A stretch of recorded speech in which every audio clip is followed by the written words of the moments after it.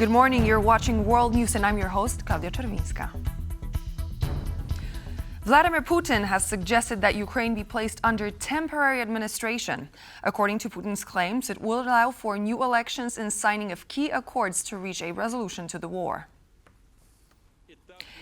Speaking at a submarine christening ceremony in Murmansk, Vladimir Putin also said he believes his American counterpart, Donald Trump, truly wants peace. Putin went on to commend Trump's efforts to hold direct talks with Russia. Putin's comments come amid U.S. attempts to re-establish links with Moscow. The Kremlin leader also said that Russia is ready to cooperate with North Korea to end the war. As Bloomberg reported on Thursday, the U.S. wants to control all major investments related to infrastructure and the extraction of Kyiv's mineral wealth. The move would allow the U.S. to block Kyiv's other allies and undermine Ukraine's application to join the European Union. The agency arrived at a draft version of the new U.S.-Ukraine rare earth mineral agreement. It shows that Donald Trump's administration is demanding a right of first refusal. If concluded in this form, the agreement would mark an unprecedented U.S. economic expansion in Europe's largest territorial state at a time when Ukraine is seeking rapprochement with the EU. The document states that the U.S. considers the material and financial benefits provided to Ukraine since Russia's full-scale invasion in February of 2022 as its contribution to this fund. In effect, this would mean that the Trump administration would force Ukraine to pay for all U.S. military and economic support provided since the start of the war before Kyiv could draw any income from the partnership fund. I don't think President Trump is a Nixon and Steve Witkoff is no Kissinger, said our guest, Robin Niblett, Distinguished Fellow at the Chatham House. Appearing on our show On the Record, Niblett added that Donald Trump's administration cares more about making money than about realpolitik. I don't think President Trump is a Nixon and Steve Witkoff is no Kissinger. So that's for sure. These are not real realists, if I can put it that way.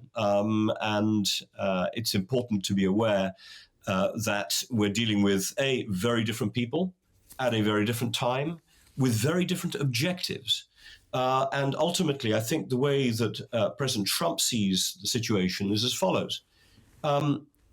We've got this war going on in Ukraine that is giving Russia to China. Yeah, it's actually sort of handing it over. The Chinese are coming in, taking all the markets, getting the investment in rare earth minerals. They'll be taking all of the energy supplies. And the American companies are being squeezed out of one of the biggest markets for the things that Trump loves: commodities, rare earth minerals, physical, tangible stuff. And so he is determined to make sure that America gets a look in. So I think what he's trying to do is end the Ukraine war. Then Russia will be able to talk with us. We'll be able to talk with them. They won't need China as much. We'll be able to play a bit more. We can then send, American companies back into the Russian market and make money. This is about making money. This is not about making realpolitik. So I think we have a very, very different context here between the two. I'm afraid if you look at, I don't know if you saw President Trump just released a few hours ago their revised version of the minerals deal. It's a heist. I mean, we're back to the terrible stuff that Scott Bessent tried to strong-arm Zelenskyy into about a month ago, ahead of the Munich Security Conference. So I'm afraid I think President Trump thinks in a very different way. He's not interested in realpolitik. He's interested in carving up things. To watch the full episode of On the Record, please head to TVP World's YouTube channel. Ukrainian President Volodymyr Zelenskyy has claimed that the United States is constantly changing the terms of the proposed minerals deal. Speaking from Paris on Thursday, Zelenskyy called on American officials to toughen their stance against Russia and discuss the 30-day ceasefire deal with Russia. The conditions are constantly changing. I thought that we had agreed that there will be a framework deal and then the full deal. Now, as I understand, the Ukrainian and American teams are working on it because the U.S. is changing these conditions and offers to sign the full deal right away. We need the U.S. to be stronger regarding Russia. We want the president of the U.S. to be stronger regarding the leader of the Kremlin. Russia, Putin in particular, he is not ready for direct negotiations. I am not afraid of any format of talks. The U.S. says that it considers the Black Sea ceasefire and energy ceasefire to be working. 2 days ago, there was a night when there were no strikes on the energy sector. Today, energy infrastructure in the city of Kherson was damaged by Russian artillery. This is how it is working.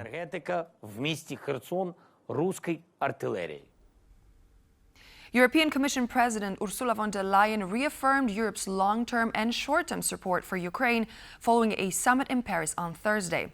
She also announced that Europe will expedite the EU portion of the G7 loans promised to Ukraine. Von der Leyen also said the summit had agreed that sanctions on Russia should not be lifted, adding that investing in both Ukraine's and Europe's defense capabilities was essential. The coalition of the willing has gotten bigger, stronger, and very determined. How to step up in the support for Ukraine in the short term, financially and military-wise, the military needs that are there in Ukraine that have to be fulfilled, but also the financial needs. And here I can contribute that we will front-load the EU part of the G7 loans for Ukraine. We will not send troops to Ukraine, interim president of Romania, Ilie Bolojan, said on Thursday. He said, however, made it clear that Romania might participate in peacekeeping operations as a transit country. Romania will not send troops to Ukraine, and I say that clearly. However, we have discussed a hypothetical situation in which troop presence might serve as an assurance of peace. These forces would not be deployed by any means near the front line. They could be stationed either on the eastern flank or at a great distance from the front line on Ukrainian territory. Now, the transit of peacekeeping forces could also be done through Romania. As such, we will participate, but as a transit hub. The Polish president should be elected by Poles, and the Romanian president should be elected by Romanians. Polish Foreign Minister Radosław Sikorski said during his recent meeting with his Romanian counterpart, as well as the country's prime minister. Sikorski's visit to Romania comes as the country prepares for a rerun of its presidential election. Is Poland looking to learn some lessons ahead of its own presidential election set to take place in May? Economic and defense cooperation, combating disinformation and illegal migration. These were the topics discussed during the Polish foreign minister's visit to Romania. However, the key issue was the incoming presidential elections in both countries. We're watching closely the threats to the democratic process because just as we believe that the Polish president should be elected by Poles, the Romanian president should be elected by the Romanians. That was a reference to the failed presidential elections in Romania. Its first round was won by extreme-right, largely unknown candidate Călin Georgescu. However, the Supreme Court annulled these results by claiming that there was foreign interference. And the evidence pointed to Russia.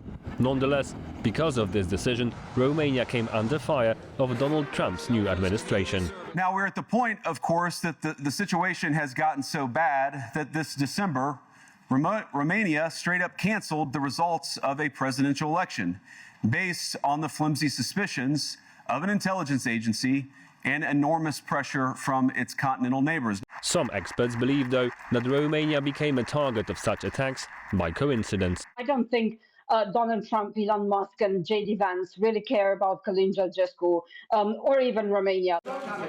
Supporting Romanian anti-establishment candidates is to be a means to prove a point. They need to show their own electorate and they need to show everyone around the world that their recipe is the one that works. Romania is the counterexample.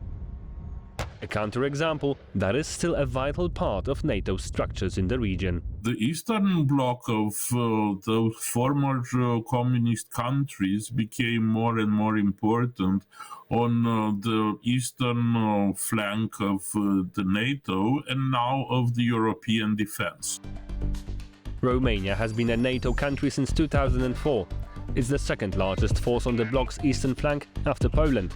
It hosts the US ballistic missile defense system and is currently developing its military airbase in Constanta. And after the Russian invasion on Ukraine, it was heavily bolstered by NATO forces from the US, Britain and France, among others. Also, since the conflict started, Russian drones aimed at Ukraine hit Romanian soil several times. and the just announced ceasefire on the Black Sea might strengthen Russian presence there, undermining Romanian security even more. That's why both Poland and Romania announced they are to take part in NATO's coalition of the willing, but with no boots on the ground, as confirmed by the Polish foreign minister on Thursday. Warsaw and Bucharest plan to provide support in logistic hubs. Paweł Trzaskowski for TVP World. French President Emmanuel Macron has hit out at Donald Trump's announcement of a 25% tariff on imported cars and car parts, calling them economically harmful and geopolitically inconsistent, and warned that Europe would retaliate. Imposing tariffs means breaking value chains. It means creating in the short term an inflationary effect and destroying jobs. So it's not good for the American or European economy. In the same way, it's not good for Canadian or Mexican economy.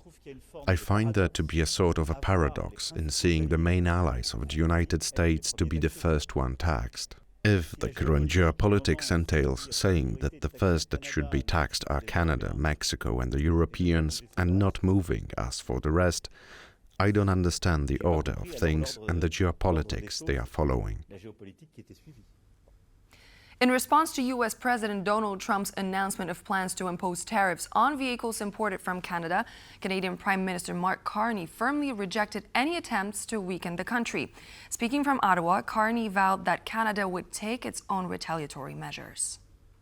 He targeted the auto industry and the more than 500,000 hardworking, dedicated Canadians that industry supports across our It means our economy, and it means the global economy as well.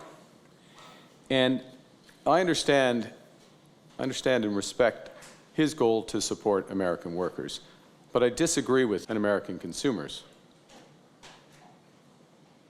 I reject any attempts to weaken Canada, to wear us down, to break us so that America can own us. The United States Agency for Global Media has reversed its decision to terminate funding for Radio Free Europe for 2025. The move follows a U.S. District Court ruling that blocked what the court deemed an unlawful attempt by the agency to cut congressionally approved funds. The president of Radio Free Europe already called the reversal, quote, an encouraging step, but at the same time stressed the need for dialogue with the agency's leadership. Moreover, he also emphasized the importance of keeping the media outlet operational, especially as censorship around the world is on the rise. Funding for Radio Free Europe, Radio Liberty, was terminated earlier this month after President Donald Trump ordered the U.S. Agency for Global Media to be dismantled. In response, the media outlet sued the Trump administration, seeking access to the $77 million of funding approved by the Congress. We're not for sale, is the message coming from Greenlanders ahead of a visit to the semi-autonomous Danish territory by U.S. Vice President J.D. Vance. Residents have expressed anger over Donald Trump's repeated claims that he wants to take over the Arctic island. I don't want to be bought by and crook like Trump. I am a human. I am a human. Humans are not for sale. We are not for sale. You are not for sale in your country. You know that. That's why I am very angry about that. He's not welcome to Greenland and his administration because he wants to buy us. If he say I don't want to buy you, then he is welcome. All Americans are not like that. Some Americans good people, some Americans bad people. Somehow we want to govern our country by ourselves without interfering from Denmark or USA. So I would like to say to Trump, don't even think about repeating it. Don't even think about repeat it that you want Greenland. We don't want you here.